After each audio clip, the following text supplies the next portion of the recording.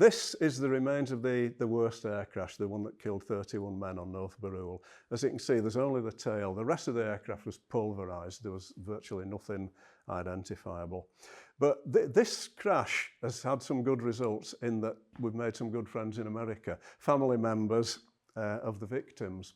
The Americans are so patriotic. They hold their war dead in such regard. We remember them once a year on the 11th of November, and then we took them away in the bottom drawer and forget about them. Not at my museum. We remember them every day.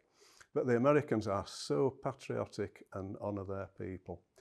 So much so that in 2011, the crew of the Space Shuttle Discovery had been invited to attend Tynwald. I don't know why, but they came, and 4 of the 5 of them went up North Barrule. They expressed a desire to go up North Barrule, and the lady here is actually married to a Manx lad. And he probably told her the story of the B-17. And these are all ex-service aviators in either the American Navy or the American Air Force. And they said, we want to see this crash site and pay our respects.